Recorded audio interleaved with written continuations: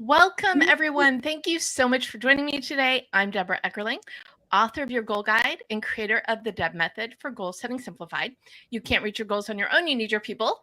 So every week I bring together some of my people to inspire, motivate, and get you all excited about going after and achieving those goals. And it's the summer. And we like to have fun in the summer, but we also like to be healthy. So today we're talking about fitness and fun. You may be watching us as Goalchat Live or listening to us as, or watching the replay or listening to us as Goalchat, which is on the Marketing Podcast Network. No matter how you found us, we are so glad you're here and choosing your fitness or your fitness fun goals. And such a fun panel today. This is like my smiley, let's get everybody excited and moving panel. Kevin Bailey, great to see you, Mr. Workout Warrior. We also have Dr. Alexander Chriest, who is a human performance expert. So not only is his name long, so is his title. You'll see when he introduces himself. It is hilarious. But I think it's not just about feeling good, it's being optimal, because we need that for our goals. And resident holistic nutritionist, Cat Dillon, who I was saying before we went live, Cat, it's been too long. Of course I had to have, all of you on the show, because that's how I catch up with my friends. And if y'all learn something along the way, either from each other or those tuning in, everybody wins. So before we jump into the topic, I would love for you all to introduce yourselves. So let us start with you, Kevin. Who are you? Why are you here? And what is it about fitness that you love so much? Oh, wow. Okay. My name is Kevin Bailey. I'm CEO of Workout Warriors, LLC. And what I actually do is pretty simple. I help women who are in pain to get out of pain, to build a strong, healthy body, and to get back to doing things that they love doing. Because if you've ever been in pain and you've been to the point of where it's debilitating, it stops you from doing those things that you actually love, whether it be playing pickleball, which is the hot thing that's out there now that everybody loves to do, whether it be that, gardening, or whatever it is that gives you joy, that gets you up in the morning, that makes you feel fabulous and alive. I like to help people to get back to doing those things that they love doing. So that's what I love. So what I love about fitness, what I love about movement, I've always felt like it's something that gets the blood flowing, that helps us to think more clearly, and that helps us to deal with stress, and that people love to move, and it keeps them active and keeps them healthy. People love to move. And if they don't love to move after listening to this conversation, after tuning in, you're going to love to move, because I think, isn't that the best way to get excited about fitness, is to love it? Absolutely. Well, we're going to talk about how to get people to love it, because guess what? Not everybody loves it. Dr. Alexander, great to see you. Please share who you are and why you're here. We'll go from there. All right, thank you. Dr. Alexander Chriest. My background is a little scattered. My doctorate's in psychology and do a lot of work in the resilient stress management space. And even before that was my master's in exercise physiology. So I did a lot of work with athletes, trying to get people moving. And I've learned, there's the athletic realm, and then it's, as I've become an adult, as I'll say, you realize that just life gets in the way. It's not easy. It's a lot easier when you have all this time in the world and all this energy. And so my focus recently has just been trying to do it while being a husband, a father of a dog, a friend, family member, whatever it may be, and just trying to squeeze it in when things are less than ideal. And isn't that like the time that you have to be cognizant of your health the most, is when you're too busy to be cognizant about your health? Absolutely. And there's even, I'm sure all of us will, I'm sure we'll get into it, but it's just, we love it. And there's still the days that you're like, it's still a challenge. It's not like we just wake up and we're automatically, doing bicep curls. I wish I was, but it still takes a little drive from us too. That's awesome. Yeah, great to see you. Welcome. Thanks, Debra. Thanks for having me. Yeah. So I actually, sorry, go ahead. I was going to say, who are you? Why are you here? Other than I said, hey, Cat, join us. I sometimes ask the same question to myself, but I'm a former personal trainer from years past, and also a former chef. And at this point in my life, I am a registered holistic nutritionist, and I specialize in gut health and emotional well-being for women, predominantly women over 50, with a focus on really improving relationship with food and eating. One of the things that I really draw upon is gut health and the pieces of proper digestion and nervous system regulation, because truly, if we're not digesting our food properly, we're just not going to have the raw materials to think clearly, to focus, to actually want to work out and to move our bodies. So, and also just to do the general healthy things that make us do more, feel better, avoid pain, and all of that. So excited to be here, Debra, to talk about all this. And we will definitely talk about, the whole person, the whole package, the whole whatever, but the whole enchilada. Although enchilada is probably not the right food to discuss when we're talking about eating healthy. Although now I kind of want one. What does being fit mean to each of you? Gavin? Oh, wow. So what being fit means to me, it means being in a place where you feel, first of all, you feel good about yourself mentally.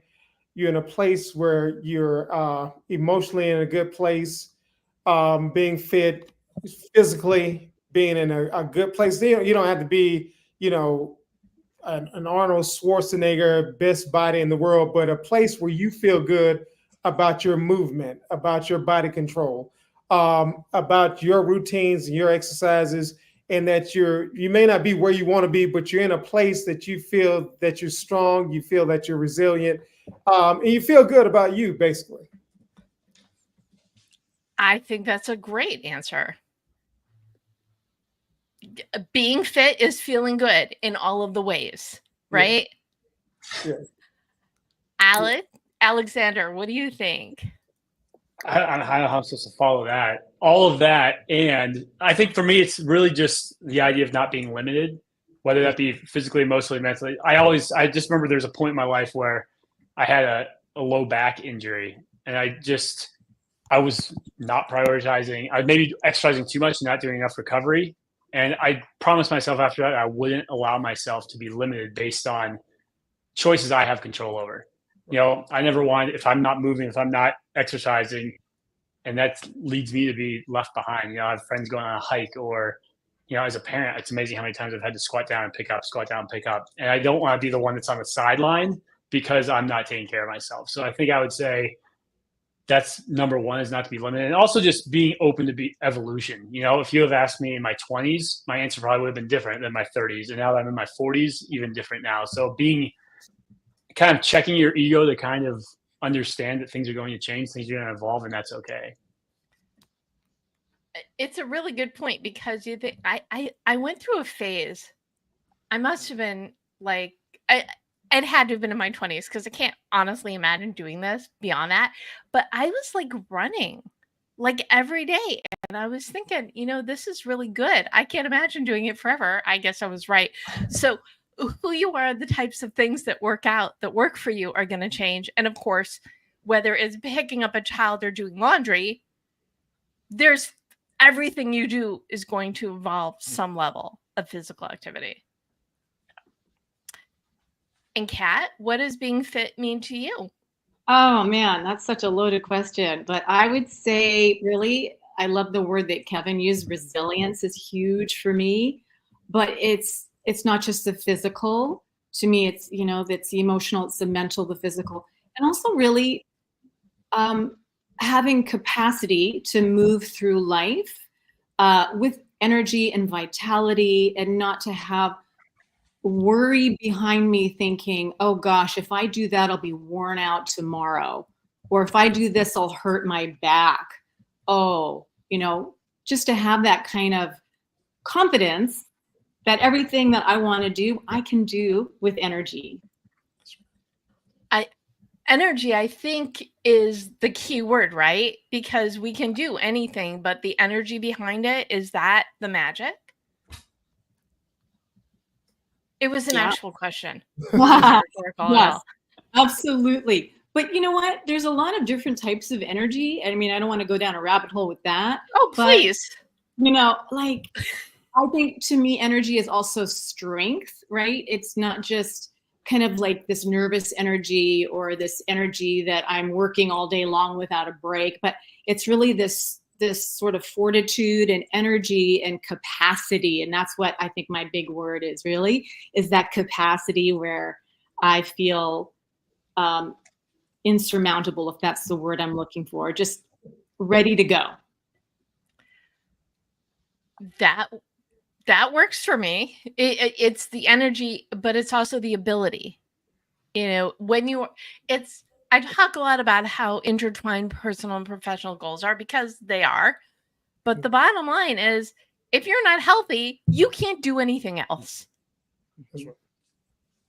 So how do people, before we go into solutions, how do you think people get into that rut of status quo, of minimal energy, of slogging through life? Because a lot of people do. What do you think, Kat? Oh yeah, that's really where I have a lot of interest in. It's really, I believe, just the nervous system, right? We talk about the nervous system states. We've got that sympathetic high activation state, right? And we can live in there for so long. It's one of those states, we don't want to blunt that response. It's a great response. People are so afraid of cortisol, but cortisol is a great thing. The thing is, we need those breaks. We need recovery. That's why we lift weight and we rest. We do a weight routine and we may take a couple days off, right? So we need to have, to the degree of the stress that we put on ourselves, on the body, whether it's physical, mental, and emotional, we need that degree of rest and recovery. And many people don't, right? And what happens as a result is that they don't go between that parasympathetic and the sympathetic. Parasympathetic being that rest and digest and recovery, but they go and crash down into this area called the collapse and freeze state. And that's where we see this chronic disease state, chronic low energy, not wanting to exercise, poor digestion, oftentimes other chronic diseases, and even digestive issues. And so we want to be able to learn how to properly go through the stress states.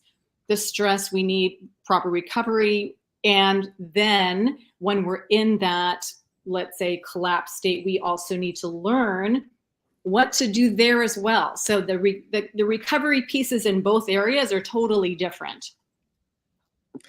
Got it. So some people, they're like living in recovery to recovery, so their energy never really bounces back. Is that what I'm getting? That, yeah. And it, depending on the state that we're in, if the person, let's say, wants to get out of that collapse, they might be caffeinating, or they might be overeating sugar, or they might be overtraining, even though they don't have that capacity, that energy, but they might fool their body. And I've been through that myself, where it's uncomfortable to be in that state of, it's almost like a depressed state, right? So we'll do everything we can to pull our body back into an energy state. Oftentimes it doesn't go back to that middle ground. It will go from that depressed collapse state, a state of freeze. It will go directly back into that sympathetic, and then it will go back to the middle, into that parasympathetic state. But it's totally natural we do it on a day-to-day basis, going back from the sympathetic state to the recovery state. It's just, it's a dance, and we're in those states all the time. We just don't want to get stuck in either state for too long. Got it. And so, Alexander, as someone who, you got a high performance in the title of you, what do you think keeps people kind of in living in that status quo and not living up to their optimal potential health?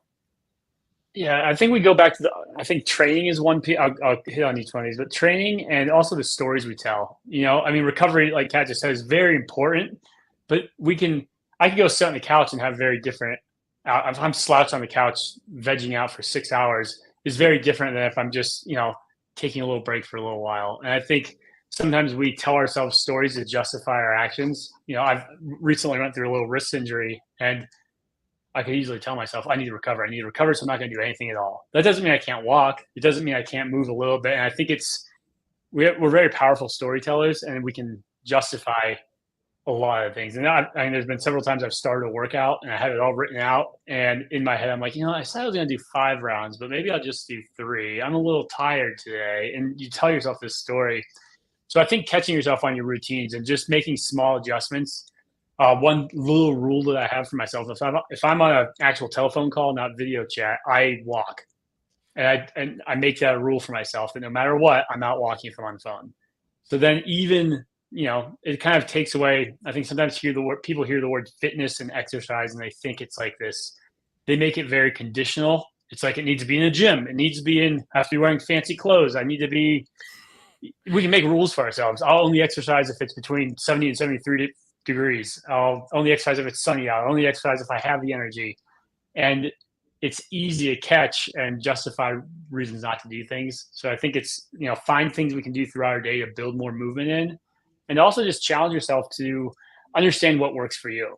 I think sometimes we rely too heavily on going on the social media accounts and looking at people that might be at different fitness levels or have different goals.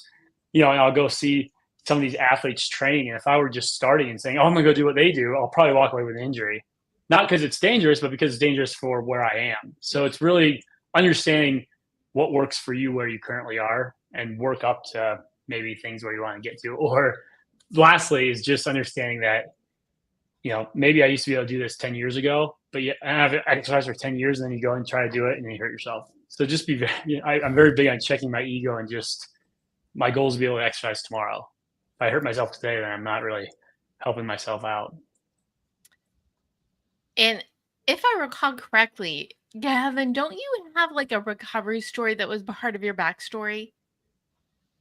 Well, I have some that are a part of my backstory. I mean, I don't know if it's in particular, but yeah, I do have stories of such.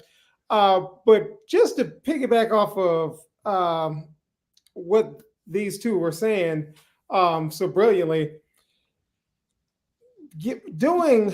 first of all, I think people get stuck in a rut because of the fact that it's like if you have in your mind, whether it be social media or whatever it is, what exercise is. And so you think that, okay, so in order for me to do something, I got to go and do 5 miles, because that's what everybody say they do. And it sounds cool. And it's like, yeah, I've exercised. Well, I mean, walking to the mailbox or walking around, around the block, that's not really exercise. So I feel like I need to do more. I need to do this. And then you get to a point of where you either injure yourself or you just feel like it's just too much. I can't do it. So I'm more comfortable in my comfort zone of maybe going home. I'm tired after work. They say you shouldn't do things when you're tired, shouldn't overdo it. Or if I'm due it one day and I'm sore, I'm very sore, you shouldn't overtrain. So, I should take some time off. And then that time, and I've been there before, that time turns into, take a day off to a week off to a month to a year, 5 years, so now you're back to square one and maybe exercise is just not for me. I was meant to be where I am. So I think that's one of those ruts that you can get stuck into. And now I know Debra, Dr. Alexander was saying that you may say Christ. I want to say Christ. I mean, this is coming in my head so much now. Chriest. So as Dr. Chriest was saying, is that, just start, you just start where you are. Start from a place that you feel comfortable starting. And it may be something as simple as, walking around the block, or it may be something as simple as going to the park, taking your dog for a walk, starting somewhere. And that is considered its movement. So it may not be what your neighbor did. It may not be the 5K or the ultra marathon, but it's where you are. and then you can build from there. But just getting yourself into a consistent habit of something moving forward, and then just build gradually upon that to where you will want to go, and just continuously keeping yourself in a motion or in a perpetual motion state. So what you're saying is we talk ourselves out of doing exercise because it's too hard or too much or whatever. But starting with that baseline of, okay, what can I do? Yes. Is really the best starting point. I want a tangent because what you all were talking about was social media. What is the most ridiculous social media fitness challenge that you've seen, and why is it bad? We have thinking. Do you want to start us, Kat? Yeah. Well, the first thing that comes to my mind is, I can't really remember who exactly. Of course, I wouldn't say anyway if I remember. But this the whole idea of fasting. I'm going to pull on that. Fasting can be one of those things that can be really great for someone. I think very few people actually, but I will say, we're in the day of like muscle health and muscle as a longevity organ, right? And there's so much knowledge now that we have on just having our bodies always in like really an anabolic state. And so when I think of people, especially aging people, and I guess we're aging since we're out of the womb, right? We're always aging, but we need to have active muscle tissue, to me. And when I think of fasting, I think of I know that there's safe ways of fasting, but honestly, every practitioner that I know who has experimented with fasting kind of goes back now and goes, well, now I kind of cut down. I mean, even like people like the lovely esteemed Peter Attia, who's amazing, doesn't do the long fast that he used to do. And he does, just some shorter fasts, and, and we don't even sometimes really call them intermittent fasts. It's just, delayed eating window or things like that. But those longer fasts, I think, are really quite crappy bad for us. Yeah. I don't know. Whenever I see somebody post that they're fasting, I cringe because, I'm also a food podcaster. We need our food, right? We need sustenance in order to be fit, right? So, Absolutely. Okay. So we've got one vote for fasting. Dr. Alexander, what is your vote for the most ridiculous social media fitness trend? I was just scrolling through to see if I could find anything, because it's hard to.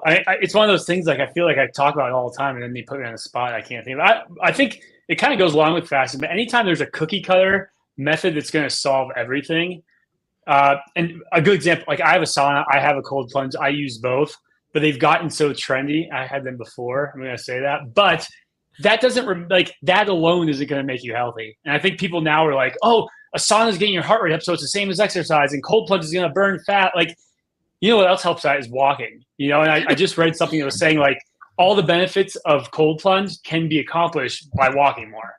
So it in itself is, and I see it with these. I don't want to, step on any toes, but some of these green powders you see now too, and it's just eat your vegetables, fruit and vegetables. It does. I mean, it's. I don't know if we need 10,000% vitamin C or, whatever, but I think anytime that you see anything that's making these broad claims, we're all yes, there's trends, but we're all individuals. We're all different. And, fasting may work for some people, but as a whole, I think we have to look and say, is this going to work for me? Am I getting my advice from someone on social media? Am I going to an expert in the field? And I think that's my biggest thing is, if I'm hurt, I go to a doctor. If I don't just go and WebMD everything. But so I think these big claims for things that, are trying to just replace the simplicity of, if we move more, if we drink more water, if we get more sleep, if we eat more, real foods, I think that's probably going to solve a lot of the things we're dealing with just from that. Well, I am all about goal setting simplified, and if moving more and eating healthy makes you, in better shape and feel good, then you should just do more, right? Gavin, do you have something that stands out as ridiculous to you?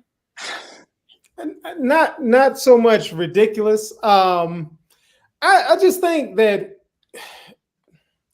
I'm more on the lines of, if when these challenges are presented, just people being mindful of what it is. So what sticks out mostly to me is when they have these push-up challenges. Um, and so what ends up happening is that people start wanting to outdo whoever the person who posted, whatever they did. So then you find yourself, you probably hadn't done push-ups in a long time. Your shoulders may not be in the best health they need to be in. You may not have good form with it, but you're forcing. I need to do 20 push-ups every day, or 25 or 30 push-ups every day, or 100 push-ups every day, and I'm going to break them up. They say you can break them up into 5 times a day of doing 20 push-ups, and I'll do my 100, and I need to do it for 5 days. And so you end up, after day 3, now you got you got neck issues, your neck hurting, you got a headache. You need to go to the chiro. You should throw your shoulder out. So it's like almost they need to, do the one. Okay, now afterwards, a week afterwards, let's show these people where are they now. And so you got somebody in a sling, or you got somebody, hey, how you doing? The whole turn over by Kevin, yes, kind of thing going on. So just being mindful of that, is maybe cool. If you do push-ups all the time, that's fine. But maybe you don't need to do the 5 sets of 20 throughout the day, each day. Maybe you don't do 100. Maybe you do your 3 to 4, 2. Maybe you just pledge the money. Or maybe you go against the door, wall, something. But do them to where you feel you're comfortable, you're good at doing them, and where you're not putting yourself in harm's way because you got to do what everybody else is doing. And so that's the whole thing. It's like the person who, their first day of working out in the gym, they go to the gym, they see the guy over there, very muscular, they see what he's doing. He's grinding and doing the weight over there. Oh, I think I'll do that. And then you get on it, and you pull something to hurt something, to throw something out. So just do, like I was saying before, what you can do, how you can do it, where you feel safe and comfortable, and go there. Challenge or not challenge, especially with challenges.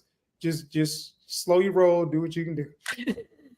Hit say great job, and then modify it so you're not ending up limping for weeks from it. So the first step in developing a fitness routine is ... Gavin? I say first step in developing a routine. I think the first step is, first of all, set a goal of what you want to accomplish, and start there. So find a goal that is suitable and fit for you. I like that, because you use the goal word. Okay, set a goal. What's next, Dr. Alexander?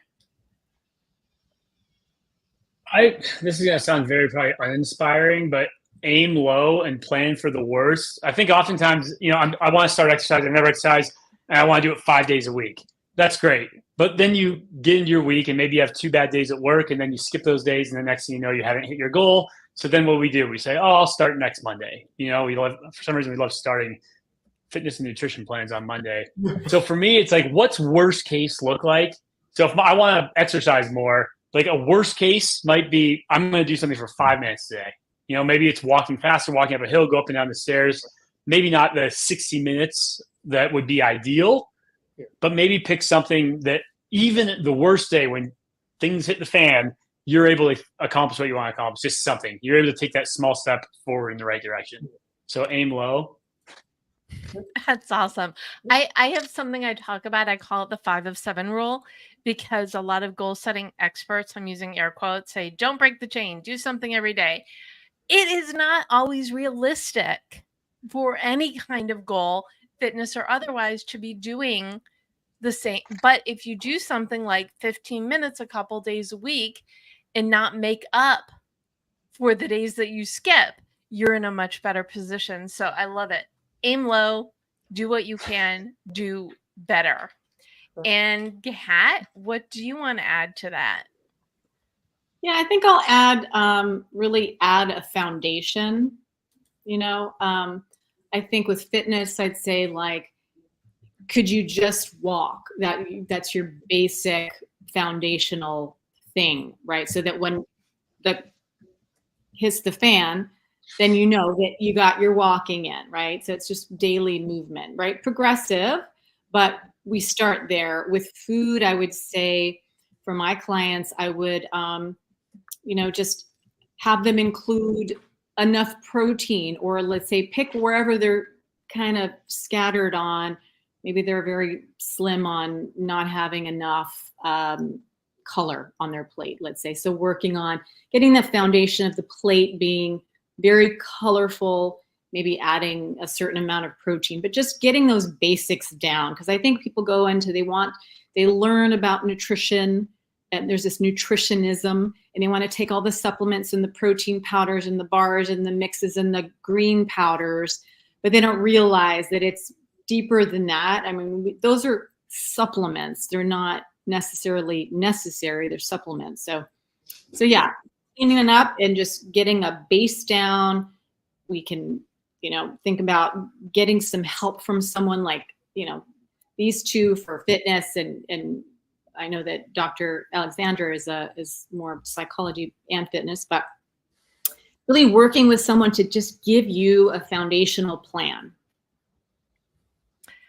Well, any goals, start with the plan, because you can't get what you want unless you know what that is. And that doesn't just apply to work. It applies to your health, your well-being, your fitness, etc. And all of this is wonderful, but where do we get the fun? Where does that fun piece come in?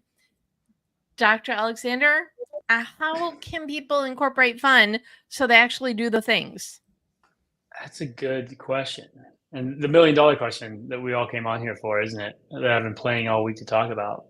Now I need to answer it as I stall. No, I think it's just not.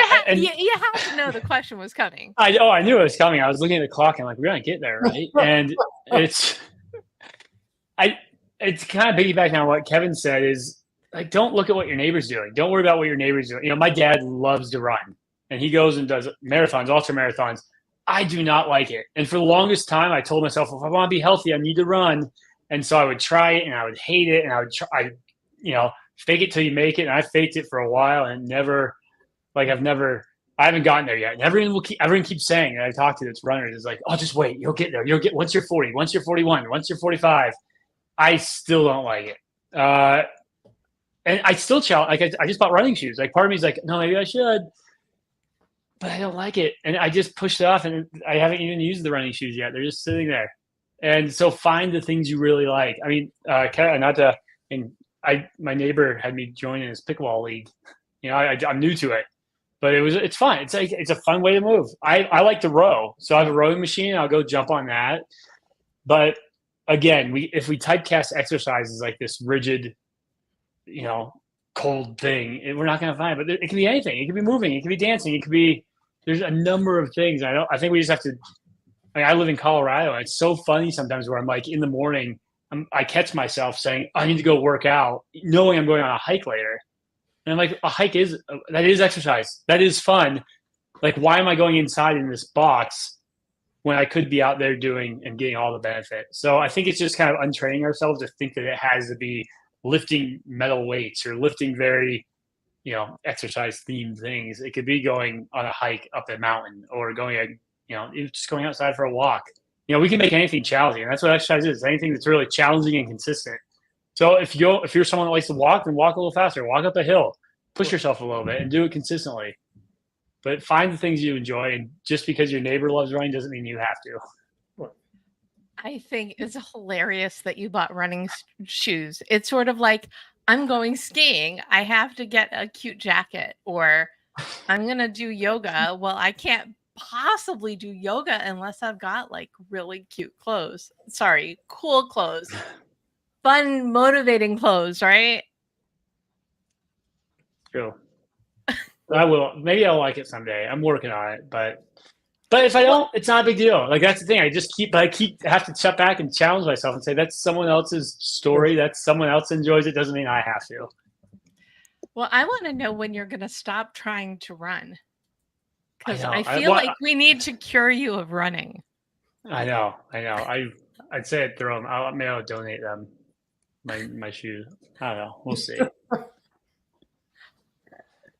And Kat, what's your tip? How do you make fitness fun? Yeah. Okay. So a couple things. One, it's sort of similar to Dr. Alexander. I was thinking, finding something fun, but kind of going back to childhood. What did you love when you were 6, 7, and 8? Like, what did you feel like you kind of excelled in a little bit, or maybe even not? You just had fun doing it. So that would be one place. Like childify yourself to try to find that. The other thing is another kind of gamifying kind of thing is that, honestly, just to kind of break the ice here, sometimes fitness doesn't feel good until you get that little thing, you get that little result, or you're getting like, you feel like the confidence a little bit more, you start to feel something different. So sometimes you kind of have to feel very shitty before you get that good feeling to be motivated again. So sometimes you may not like the Pilates class or the weightlifting class or going to the gym, but then it will grow. Not to say that you have to force yourself on everything, but sometimes we have to think about being a little uncomfortable before we get that comfort level going. So isn't it like pain is power or whatever?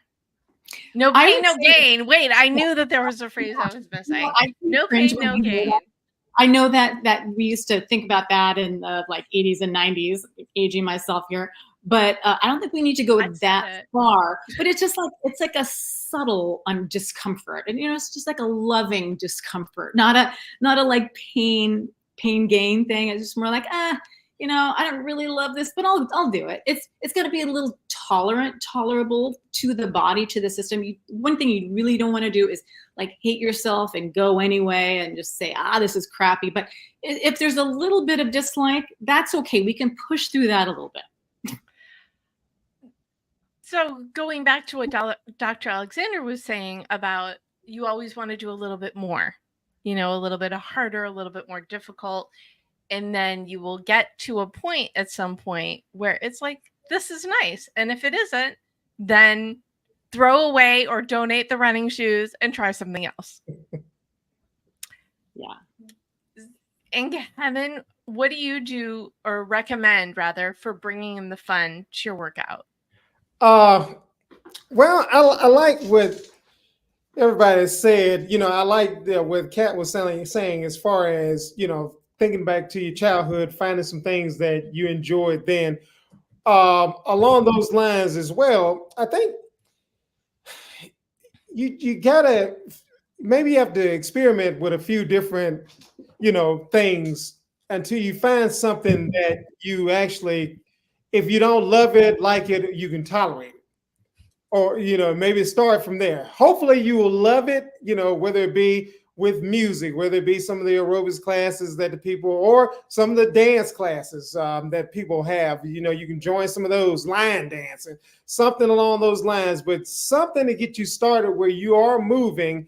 And if you dance long enough and, and vigorous enough, you can, get some activity and some exercise out of that. But find something that you do enjoy. And sometimes, like Dr. Alexander was saying, it may have to break the mode of, lifting something heavy that's iron with people that maybe smell. So you may have to break that mode, but find something that you can enjoy, from, but you have to, be willing to taste some things and try some things until you find that thing that you do enjoy. Another thing is find some people that you enjoy being around. And so whether it be your friends, whether it be a group, you find a lively group, join that group. And so, even if the things you're doing, you don't too much care for, this sucks, but you got people that are funny, people that love to talk. I have some clients that they talk as soon as at 5:30 in the morning, they talk as soon as they get out of the car. hey, how you doing? Yeah, it's kind of, they're already lively. So they heighten the atmosphere and the mood. And so that makes it more enjoyable to be around, to do the exercises as well. So if you got people you enjoy being around or things you enjoy doing, music, whatever the case may be, that will make it fun. So start there, and then you'll go through some of those uncomfortable periods to where you have that result that keeps you going. Because you're always going to also need something that anchors you in with the activities. Because, after a while, people you love being around, if you're not getting any results out of it, you're going to get tired of them too. And so soon I'll see y'all. I'm busy. So you'll start telling yourself a story to keep yourself from going. So, yes. Well, dancing for exercise, you're speaking my language, because it's fun. There's music, and you cannot frown and dance at the same time. That's right. I think there has to be something scientific. Nothing I can quote. Is there a kind of exercise that, because I feel like we picked on Dr. Alexander, I need to ask you, Cat and Kevin, is there an exercise that you want to like, but you just can't? Cat? Ooh, a poser, right? I'm really struggling here. Actually, it's not like I don't like running. I used to run all the time. You know what? I know it. I know it now. Swimming. It bores the hell out of me. I just can't deal with it. I used to be a triathlete, and that was my worst sport. And I think it's fun to be in a masters swim team kind of situation. But when you're just doing lap after lap by yourself, it's like people love it for the movement and the meditative state that they get in. But to me, that'd be one. Got it. I'm glad you thought of something, because if you said I love all exercise, I would think that something was not right here. And Kevin, what is that Achilles fitness heel of yours? Well, I'm with Kat on that, on swimming. I feel the same way. I would say, since she chose that one, cycling.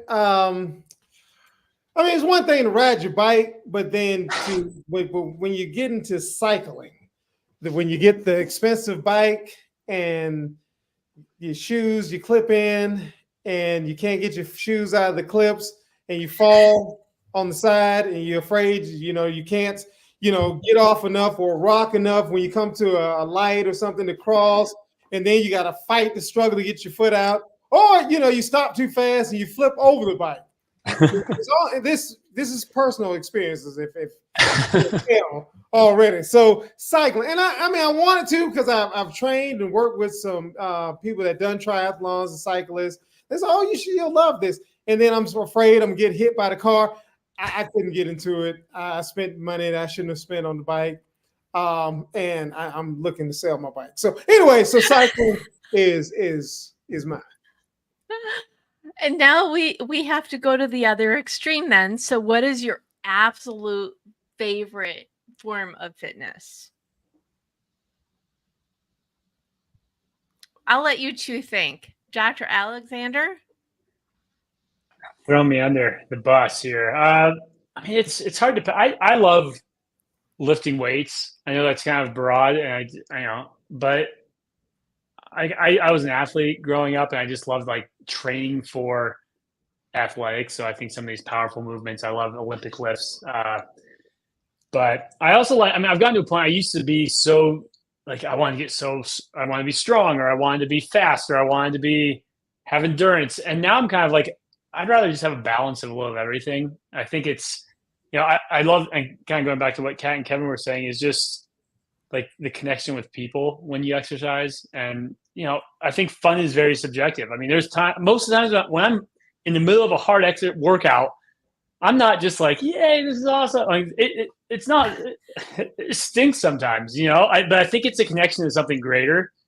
And I think in my younger age, it was maybe a little more vain in why I exercised. I wanted to look a certain way or weigh a certain way. And I went through a phase where I did everything right. I got my sleep. I ate quote unquote perfect. I didn't drink alcohol. I did everything. I lost body fat, gained muscle, on paper, what everyone wants to be in certain areas. And I was miserable. I didn't spend time with friends. I was like in a box. I brought my own food to restaurants. I was that guy. And I realized then that there's so much more to it. And I think it's more to the connection to something greater. So I exercise now because I know how it makes me feel. And I know how I go. If I go 2 or 3 days without moving, more or less, not just exercise, but moving a lot, I get grumpier. I get short with people. I get more pessimistic. So it's hard to pick one exercise I love. I just feel like the collective movement. And if I'm moving my body, I know, even if it's not even every day, but if I go 2 or 3 days without, I know how I feel. So that's the focus now. So then when it is hard, on the days I don't want to do it, I remember how I feel after I do versus when I don't. And that makes me enjoy a lot more exercise because of it, even running sometimes. I love the authenticity and the realism that was injected in that, because I think that's the thing. The overall theme, maybe, think about how it's going to make you feel. That's right. And that's the goal, is to feel that good. That's right. And so, Kevin, what is and it could be like not just your favorite exercise, but maybe your favorite exercise experience. What brings you joy in the fitness realm? I love lifting. I love moving, but I love the cardio part of it, and I really do. I love sweating. I love the sweating. I love the endorphins that come. I don't run as much as I used to, but when I did run, whether I run, I can do a recumbent bike. I can go outside and do walking. But anything that gets me to a point where I have a lot of sweat going on and I'm breathing hard, I truly enjoy that. I need that. I need those endorphins. I need that mental clarity. Sometimes, whether I'm with someone or by myself, I need that blood flow. I need that sense of accomplishment. Those things serve me well. I function better throughout my day. I enjoyed really doing it in the morning, more so than anything else. If I'm sleepy, that helps to pep me up and energize me. So and I'm like, Dr. Alexander, if I go a few days without it, I'm a little cranky. I'm a little less energetic, less enthusiastic, but it just helps to get the juices flowing, helps me to be better at, being and showing up for those whose lives and who I need to show up for, whether it be clients, whether it be my family, my son, my wife, friends. It just helps me overall. So Lovely. And Kat, your turn. Yeah, I really relate to Kevin and Alexandra a lot. My answer is really like, I feel really blessed that I've been able to come to this point now where I don't abuse my body like I used to. I mean, I've been exercising since I was 13. I actually did an article on this the other day for it's one of the emails that I was writing to some people, some of my followers. But so I went to like Pam's Figure Teak at 13. That was where I was starting to work out, lifting these pink weights, and I used to count the calories, feel the sense of guilt and remorse if I overate or didn't had a dessert and all that stuff. So I come from that background, and now I've made full circle, or rather 180, to a place where I can actually hear my body's signals and what it needs every day. And I love to exercise in the morning. If I haven't had a good sleep, I may decide, my body wants a yoga class.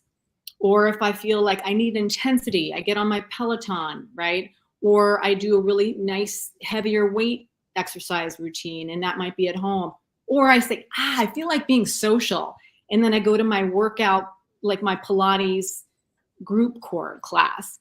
And so that, to me, for me and my body, that's really where it all stems from, is that relational effect with it, where I don't feel like I have to do it, but I just listen to what I need. And it might be just taking a whole day off and just walking my dogs. So that's what I would say, is just that connection to my needs and my body and the signals that it's telling me for what it's going to get, what I want from it. Love it. And I feel like that's like the perfect transition into goals.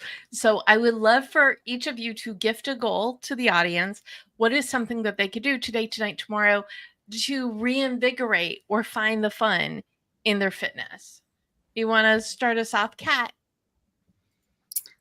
I'm going to say, kind of going back, I know I probably, if I really thought about it, I'd give a better answer, but I'll say finding the fun, right? Finding the fun in what you used to do. And I think a lot of us really just start working too hard. You got the family, you got the kids, you got the aging parents and the dogs and all of that we're taking care of. And we forget to have fun, right? And so, you know, finding a community, maybe looking at meetups, right? Looking at, I know a lot of my friends are doing that Bumble for Friends, because there's Bumble for Friends now. And I really want to say that that's probably a great thing too, because we need friends to do this with too. And just, you know, like Alexander was talking about pickleball. I think it was Alexander, maybe it was you, Kevin. But pickleball, I mean, that's great to do with, you know, it's an easy thing to find, usually in every city or places where you are. But finding that old school, what you enjoyed, and start there. I love it. So we're going to make it social, because making it social makes it more fun. And it's healthy for our brains, right? To have that aspect. Well, and the other piece that you were talking about is, remember, what were the games that you liked playing when you were a kid? Maybe there's something there. So go in that Wayback Machine and say, ooh, I loved this. Why wouldn't I love it now? And Gavin, what goal do you want to gift? Oh, well, I like what Kat was saying from that standpoint. I think, you know, again, finding that thing that brings you joy. So first I would start off with just, I would say, just get going from a standpoint of, you know, maybe tasting some things or researching some things or trying out some different things. So whether it be, you know, if you like to dance, find that there's some courses or some instructors or some different organizations or gyms that have dance classes, or whether it be aerobics, or whether it be, they got some old school steps that they're bringing back, whether it be just some line dance classes. Find something if you like dancing. You know, if you like, you know, sometimes they have some jump rope if you like to jump. You know, you can go, they have some classes where they just do jump rope. You can do just sometimes, or circuit, or whatever the case may be, where you have a different variety of things, whether they, you know, you're running, you're going through some little obstacles, maybe whatever the case may be. But just do some research on some things. Just your goal is to find something that you enjoy doing. Taste, you know, go taste some of those different courses, see what you like, what you don't like. You may like 2 or 3 things, but just get started in tasting and trying and sampling some different courses. You know, even if you get some of your friends to do it with you, but find those things. Just start somewhere with those things and just get yourself going. Well, I do love a good food metaphor. So awesome. And Dr. Alexander, what goal do you want to gift? I think I would just say, give yourself permission to do these things, especially when you start having fun doing something. It's easy to talk yourself out of it, because if I'm for some reason, as adults, we're having fun. So then it's like, well, you know, my kids, my spouse, my significant other, my friends, I'm sacrificing time. We think of it as transactional. Like if I go exercise for a half hour, it's a half hour away from them. But what I've started to really think through is, if I take that half hour, how much more engaged and focused I can be when I come back. So give yourself permission to do it, because I think there's times where your brain is going to click and you're going to have that guilt for leaving. You're going to have that, I should be doing this. And then as you're having more fun too, it's sometimes even harder, because then you feel selfish doing it. But I don't let your fitness journey become selfish, because it's going to help not in just for you, but everyone around you. Someone said, and this was, I think a couple years ago, that self-care is not selfish. When you take care of yourself, you are the better you, and you're much better able to function in all of the ways. So that's what you evoked with the giving yourself permission. We're giving you permission. If you're tuning in, you want to be healthy, give yourself that permission, because it's going to show up and improve all the other elements of your life. Friends, so much fun. Where can people learn more about you and all that you do? Kevin? Instagram, Kevin Bailey 9402. Go there and you can find out more about what I got going on, what I'm doing. Excellent. And Alexander? Yes, I LinkedIn and Instagram, I guess, is the best. Dr. Alexander Chriest in both. We'll find there's not too many of us. There's, I think, just me and the person whoever is calling Cat looking for me. Maybe there's two of us, but there's not many. So Dr. Alexander Chriest, you should be able to find me. Awesome. And what about you, Kat? What is the best place for people to find you? Yeah, you can find me at Cat Dillon RHN. And you can also find me at catdillon.com. And you can, if you put catdillon.com fitness fun nutrition, you can get a bunch of protein snack ideas and different meal planning tips for you to be happier and have more fun. Because isn't fitness, if you're having fun, you're going to be more likely to want to be doing things that help you feel more fit. Right. Because we've already eliminated all the guilt. Fitness is a gift to yourself so you can function better in all of the other ways. So fantastic. And I am at the Deb Method everywhere in social media. And you can go to thedebmethod.com/blog to read the recap and get the goals and the links to our guests. And I do put everybody's LinkedIn on as well. So if you're tuning in and something or everything makes sense to you, reach out to one or all of us. And if you need a little bit of an extra push toward your goals, you can grab a copy of your goal guide, a roadmap for setting, planning, and achieving your goals at your favorite place to buy books. And I am live every Monday at 4 p.m. Pacific on Facebook, LinkedIn, and YouTube. And then you can also subscribe to Goalchat on the Marketing Podcast Network, on iTunes, YouTube, wherever you get your podcasts. So whenever you need that dose of inspiration and motivation, especially when it comes to fitness, just click and listen, get the goals, and move forward, because that's what we're here for, is to get you to that life that you want, where you are a healthy, fitnessed, yeah, I made up a new word, and having fun. What final thoughts do you want to leave everyone with today? Kat, final thought?